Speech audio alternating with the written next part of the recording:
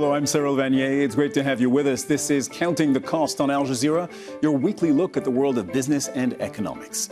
This week, the U.S. is pivoting back to fossil fuels, while China, the world's biggest emitter, is ramping up renewables. All this while, the EU is trying to catch up. So is the transition to clean energy on track, or is it stalling? As countries race to reshape the energy landscape, the cost of damage caused by climate change is piling up. Every storm, every flood, every fire is adding to the trillion-dollar price tag. But who is footing that bill? From breakthroughs in renewable energy to smart electricity grids and AI-driven efficiency, technology and innovation are increasingly playing a major role in the transition to clean energy. But at what cost?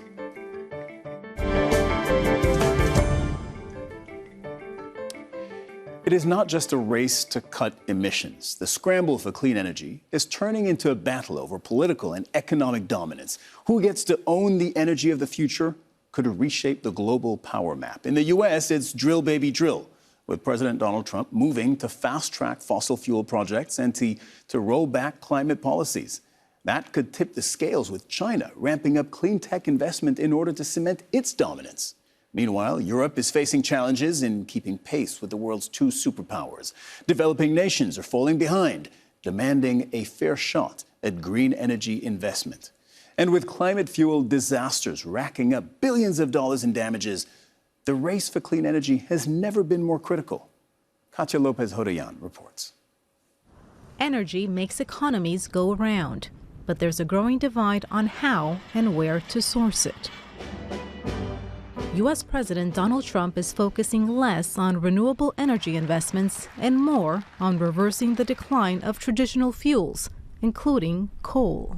Under this order, I'm also directing Secretary Wright to use billions of dollars in federal funding to invest in the next generation of coal technology, which is an amazing technology. But critics say that will be an uphill battle domestically and internationally. Oil refineries and coal-fired power plants are expensive to run and typically can't compete with cheaper, cleaner alternatives like wind and solar sources. All this amid a global energy transition. U.S. electricity demand is rising for the first time in 2 decades, fueled by power-hungry data centers for artificial intelligence, electric vehicle recharging, and cryptocurrency mining. Governments around the world are looking to invest now to reduce foreign dependency later. So no doubt, energy policy is also security policy. Europe is facing its own energy dilemma. The European Union pledged to end its dependency on Russian energy imports by 2027 after Moscow invaded Ukraine. The bloc already buys a lot of energy from the U.S. to cover the gap, but Trump wants it to buy more. A $350 billion price tag for more oil and gas in exchange for an end to the trade war. The issue now a geopolitical bargaining chip. There are fears that we are becoming dependent on Russia. In reality, however, our dependency results from the fact that we have shut down the nuclear power plants, that we have shut down the coal-fired power plants, that we have also reduced domestic natural gas production and have therefore made ourselves dependent on imports. The EU has invested more than $100 billion in renewable energy. That's 10 times more than its investment in fossil fuels. As trade tensions rise between the U.S. and Beijing, China, the world's biggest polluter, is now also ramping up its investment in renewable energy sources. An intense race for energy between the world's top economies is on. They may have differing approaches on how to reach the finish line, but they're all determined to stay the course, recognizing that ultimately, energy yields money, security, and power. Katia Lopez-Hodayan, Al Jazeera, for Counting the Cost. The climate change is going to have a major impact on the global economy. Damage to farming and infrastructure caused by climate change could be as high as $38 trillion by 2050. That's according to the Potsdam Institute for Climate Impact Research. In the United States alone, climate change is expected to wipe away $1.47 trillion in real estate values. That's by the middle of this century. Hurricane Helene, which struck Florida in late September 2024, cost almost $79 billion. Increasingly adverse weather events like flooding or drought will lead to a decline in crop yields, which in turn will result in disrupted global supply chains. A study by researchers at ETH Zurich calculated that a temperature increase of 3 degrees Celsius globally would likely lead to an average fall in global GDP, gross domestic product, of 10%, with poorer developing countries hit hardest. There have also been stark warnings from the insurance industry about what climate change could mean for the financial system, with a warning from one Swiss insurer, Allianz SE, that climate change is making things uninsurable, something that is already happening. Developing new technologies to combat rising temperatures and reduce dependency on fossil fuels has moved up the international agenda in the last few decades. The clean energy revolution is being driven by new technologies. One example of this is wastewater heat recovery systems. It's widely adopted in Europe. This here is in central Paris. It's becoming more accessible, more cost-effective, and it's gaining momentum in North America. It uses the hot wastewater that is produced by showers, dishwashers, washing machines as a source of thermal energy. And then heat pumps recover and convert that energy, using it to cool buildings in warmer weather, helping to cut carbon emissions and boost energy efficiency and reduce dependency on fossil fuels. Let's now bring in our panel. Joining us from London is Chris Aylett, a research fellow in the Environment and Society Centre at Chatham House. From Bern in Switzerland is Cornelia Meyer, CEO and founder of Meyer Resources, also a macroeconomist. And from Eindhoven in the Netherlands is Helene de Koninck, a professor of socio-technical innovation and climate change at the Eindhoven University of Technology. Chris, let's start this one with you. On a scale of 1 to 10, how would you say the world is doing in terms of climate action and climate adaptation, 10 being the best? That's a very good question. It's difficult to put it on a scale like that. I'd say in terms of climate action, in terms of reducing emissions, there's been some really serious progress in the last few years. So I'm not sure I'd like to put a number to it, I think, because it's really far from sufficient. But you might say something in the realms of 5 to 6, because there's certainly areas that you could be positive about. Climate adaptation, I'd say that's really hovering around 2, maybe 2 to 3, because that is an area that is really critically underfunded, particularly in the poorest countries in the world. So a huge amount more work to do on the climate adaptation front, that's for sure. So we're failing on climate adaptation, 2 out of 10. I mean, look, these numbers obviously, it sounds gimmicky, but it's just to give us a ballpark feeling for where we are. So we're failing on climate adaptation. We're doing okay-ish, but could do a lot better in terms of climate action generally.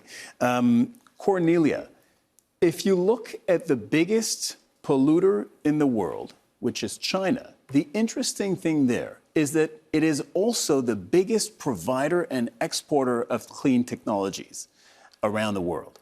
And I feel that encapsulates a lot of where we are, right? We're still polluting heavily. We're still emitting carbon gases very heavily, but at the same time, and that was also underscored in Chris's answer, we are ramping up the answer globally, collectively, as a species, I dare say, to the answer to climate change. Absolutely, you're right. And China is, if you look at solar panels, China is the largest, manufacturer of solar panels.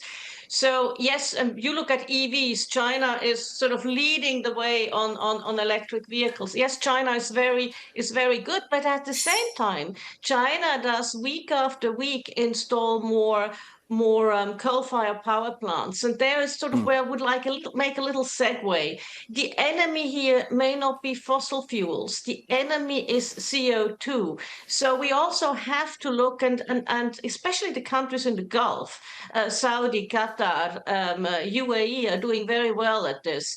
We also have to look at sort of Wait, Cornelia, can you explain the difference? Like you say the enemy. Capture and storage. Explain the difference, please. You're saying the enemy may not be only fossil fuels. The enemy is CO2. But when you burn fossil fuels, what you do is, of course, you get CO2, and that's the problem. That's just where I was going. If you have at a coal-fired power plant or at an oil platform, if you install carbon capture, utilization, and storage, you suck the CO2 out. So we need to look at all things. We need to look at renewables, but we also need to look at, for the time being, whilst we still have fossil fuels, at how can we abate the CO2 emissions. Okay, so you're saying until we get rid of fossil fuels, and let me know if this is a correct interpretation of what we're saying, we need to, at the very least, make the fossil fuel industry, if not clean, then at least significantly cleaner. Yes, and they're working on it, and it is really it's that carbon capture thing that we need to work on, and that we need to be able to look at all technologies, because by 2050 we have 2 billion people more on the face of this earth, and they all need energy. We at this point have about 700 million people living in energy poverty in the poorest countries. So we need to make sure we help those economies provide energy at the least possible emission of CO2. Helene, let's bring you in. You're a professor of innovation, so this is really your field. So you heard Cornelia saying we need to look at technology. How much should we expect technology to fix climate change? I mean, can we innovate our way out of this problem? Can we science our way out of this problem? Yeah, thanks. So technology is undoubtedly extremely important, and we need innovation, and we need all the technologies, as Cornelia has been saying, including carbon capture and storage, including taking CO2 out of the atmosphere, including ways to reduce the use of energy as much as possible, and the use of stuff, because many emissions are coming from just using plastics and other things. However, technology alone cannot be enough. We also need, next to that, behavior change, policy change, governance change, capacity building, and that all over the world. And in that way, I'm looking at how is climate action going. I think on the technology front, it's actually, for mitigation, going quite well. We have the technologies we need. We don't need to develop that much anymore. We just need to implement a lot more.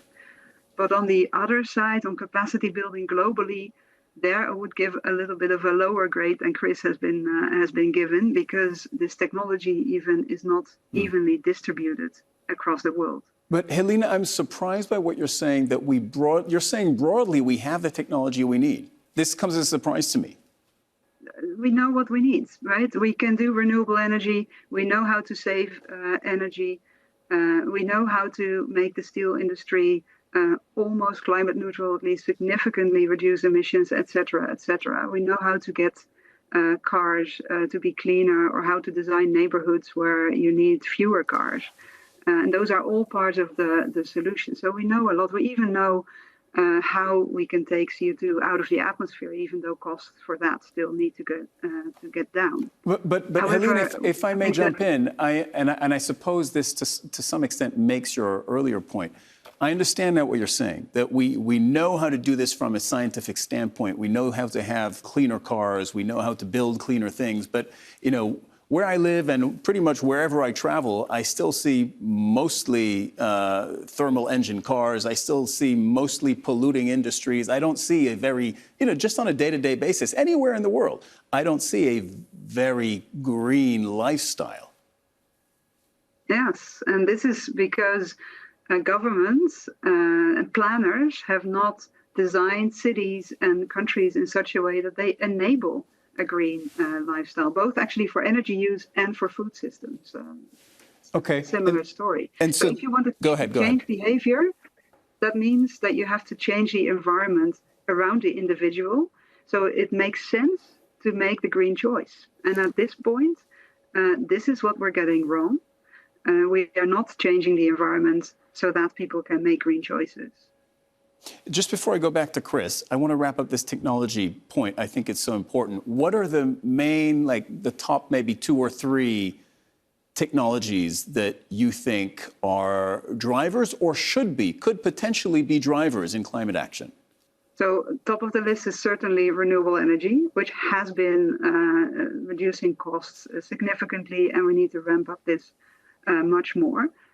And secondly, I would not be able to say, actually. I find this really difficult because we need energy efficiency technologies. As we said, we need carbon capture and storage on fossil fuels. We need new mobility options. It's really not as simple that there's a short list of technologies. We need probably the full list and maybe even a little bit more. But renewable energy is certainly top of the list. And on top of that, it needs to replace fossil energy as much as possible, because also carbon capture and storage, we cannot do this forever. Chris, talk to us about the politics of this, because at the end of the day, it all amounts to choices that countries are making, right? And relative to 10 years ago, I think now we don't need to convince most people, most political leaders, that climate change is real, that climate change is an emergency, and that something needs to be done about it. That was then. Now it seems almost everyone agrees. It doesn't mean, however, that almost everyone is putting their best foot forward. I'll give you an example. In the U.S., I mean, this is probably the most obvious example. Donald Trump, the new Trump administration, they don't want to be seen. They don't want to hear about climate change. They don't want to hear about climate actions. In fact, they're ramping up the production of fossil fuels, and they want to assert their energy dominance. So their goals are completely different, and that's politics. Absolutely right. I think it's fair to say that while most world leaders around the world, most people around the world, in fact, the overwhelming majority of people and leaders and governments around the world are fully committed to doing something about climate change and see it as a threat. I think, the big exception to this is the Trump administration, which really you might consider the world's climate antagonist in chief.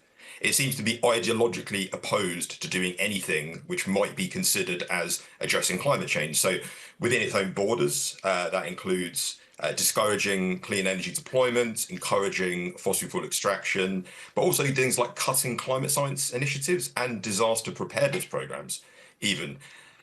Internationally, as we've seen very quickly after being inaugurated, Donald Trump withdrew the US again from the Paris Climate Agreement. They've cut climate finance to poor countries, as well as other forms of overseas aid. As you mentioned, it's been asserting what it calls energy dominance, which is really in practice about making as many countries around the world as possible buy as much of its energy exports, oil and gas, as it possibly can. There's another way as well, which I think that the new administration in the US is likely to hamper the energy transition, and that is through Donald Trump's tariff agenda.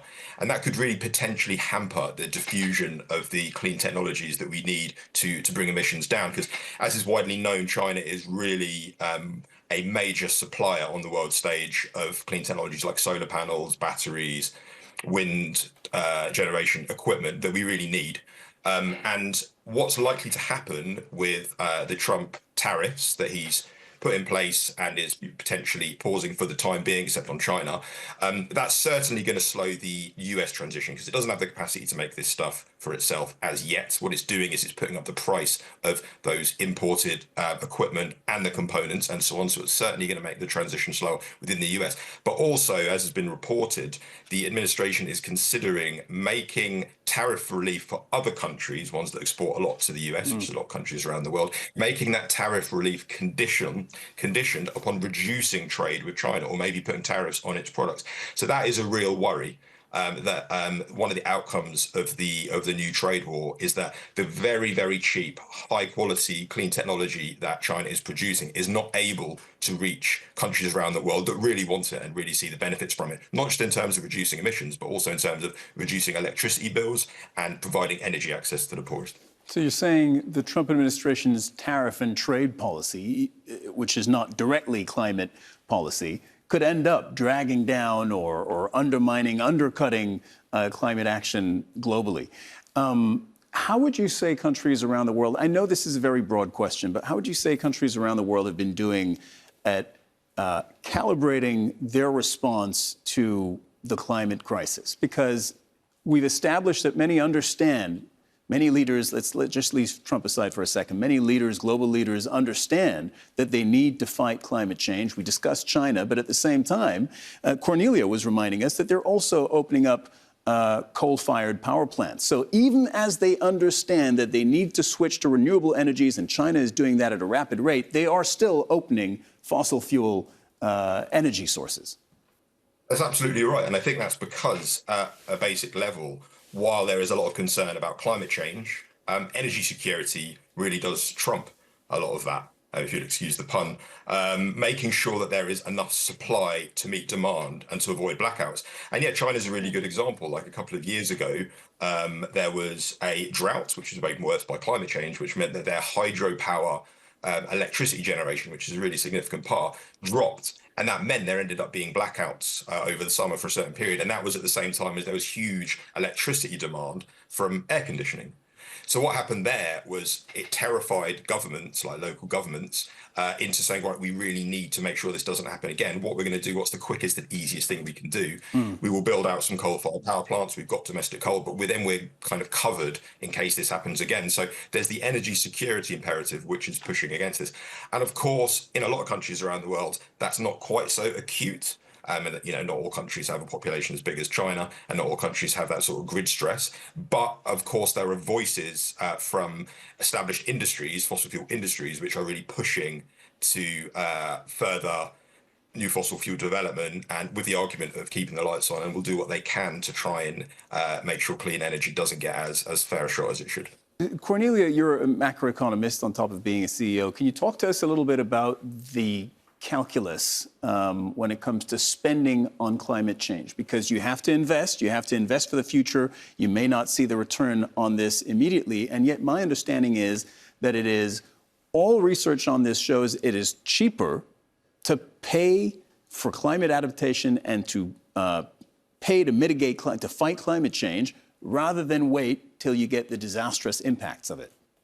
I think all countries are grappling with the energy trilemma, which is you want energy security, as our colleague from Chatham House has said, you want affordability of energy, and you want energy transition. So that's a very difficult thing to say. And financing that energy trilemma in order to make things work is very expensive. And, governments' budgets are stretched. They're stretched in OECD. They're beyond stretched in developing countries. And the developed countries have, under the Paris Agreement, were 4 years behind in giving the 100 billion to the developing nation to help them with climate change and climate adaptation. In Baku in COP29, the developing countries wanted $1 trillion. They got 300 billion. So it's very, very difficult. And you have a very good point, because budgets are stretched. And because in the developing world, but also in the developed world, you have less affluent people falling through the cracks if they have to install a heat pump or so on. They simply can't afford it. Things go at a much slower pace than they actually should. If you look at the climate, and where is the money coming from? And in the end, the bill will come. Mother Nature will give us the bill. And you talk to the insurance industry, especially the reinsurers.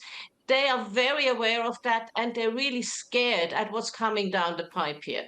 Yeah, Helene, we haven't touched on that, but I did mention it earlier in the show. The insurers are really the ones kind of sounding the alarm. If you want to look at the numbers of this, they're saying there are things we can no longer or will no longer be able to insure because, when everything gets destroyed because of a super typhoon or a hurricane or a 100-year flood, it's just too expensive to insure infrastructure, property against that type of risk.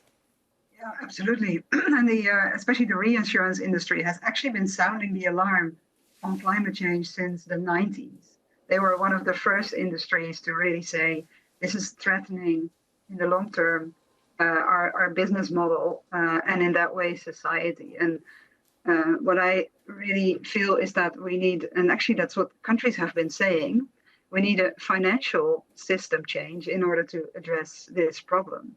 And we have trillions of dollars being saved in the north, and the biggest investment opportunity of our lifetime in the energy transition, and also in some ways in adaptation, mainly in the global south, where energy systems are still expanding. But the money is not flowing.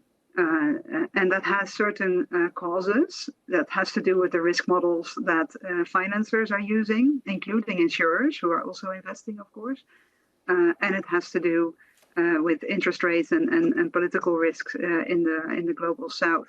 So that we need to change something about the way we finance this transition, so that the financial sector is actually going to work for the transition rather than work against it, because we still see that there's more money, more investments going into fossil fuels than into mitigation and adaptation combined.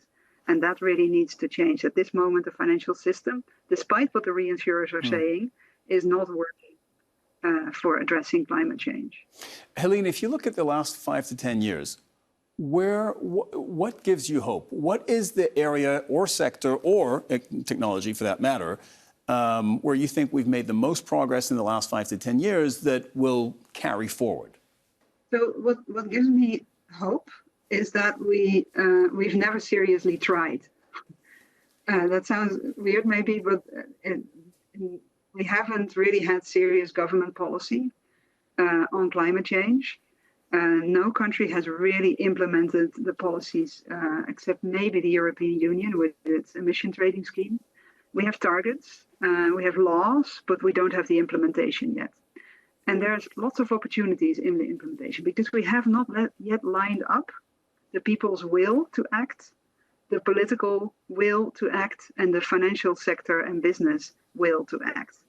And we haven't done that for a variety of reasons, but I think as soon as we unleash the power of the combined legislators, business people, and the consumers, then they can reinforce each other and the transitions can go much faster than you might actually think. And that gives me hope. I think we can still do it. We're not doing well at the moment. At the moment, there's also some headwinds, obviously from the US and also some other countries.